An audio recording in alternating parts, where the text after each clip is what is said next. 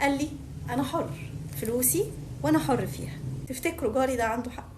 مساء الخير. حبيت كده اجهز وانا بكلمكم، فقلت عايزه، جت في دماغي كده حكايه عايزه احكيها. ليا جار قلبه كبير، دايما كان بيحب يساعد المحتاج. كان عنده شركه، والشركه دي كانت دايما بتحتاج موظفين كتيره جدا، بس عمره ما كان بيشغل عنده اطفال. كان دايما بيجي له اطفال غلابه، او هو شايفهم غلابه.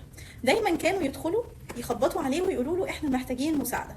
فهو كان بيشوف ان الاطفال دي اللي هي، عارف انت الاولاد اللي بيخبطوا على ازاز العربيه كده واديني حسنه وكده، هم كانوا بيعملوا كده، كانوا بيصعبوا عليه جدا وكان بيساعدهم.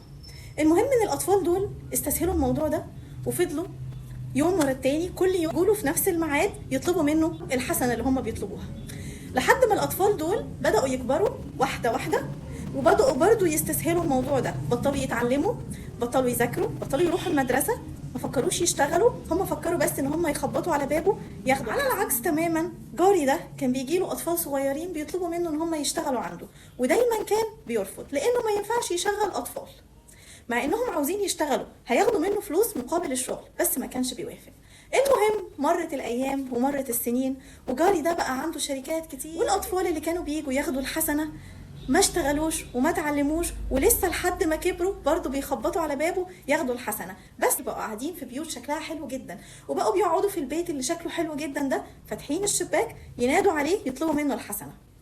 وبعد شويه اصحابهم كمان عرفوا هم ازاي بيجيبوا فلوس كتيره قوي كده، عرفوا الطريق كان جاري اللي دايما لما كانوا بينادوا عليه من الشباك كان بيديهم الحسنه، لحد ما نادوا كل اصحابهم واستسهلوا كلهم، وبقوا قاعدين في عماره واحده كلهم فاتحين الشبابيك بينادوا على جاري ده عشان يديهم. انتوا فاكرين الاطفال الصغيرين اللي كانوا بيروحوا عشان يطلبوا منه يشتغلوا عندهم؟ الاطفال دي كبرت وكملت تعليمها وحبت انها تشتغل في المكان الكبير جدا بتاع جاري ده، ولكن للاسف جاري حط لهم شروط كتيره جدا، ومقابل الشروط دي اداهم مرتب ضعيف جدا، وقال هو ده اللي عندي، لو مش عاجبك ما تشتغلش. مره كلمت جاري ده وطلبت منه ان هو يزود شويه المرتبات للناس اللي بيشتغلوا عنده، لان الدنيا بقت غاليه على الناس كلها. قال هو ده اللي عندي، والخدمه اللي هو بيقدمها لي يا دوب تساوي المرتب اللي هو بياخده ده. جاري لسه زي ما هو بيدي كل الاولاد اللي بينادوا عليه من الشباك فلوس مقابل لا شيء، مقابل ان هم بس قاعدين في الشباك شكلهم حلو وبينادوا عليه وبيقولوا له كلام لطيف.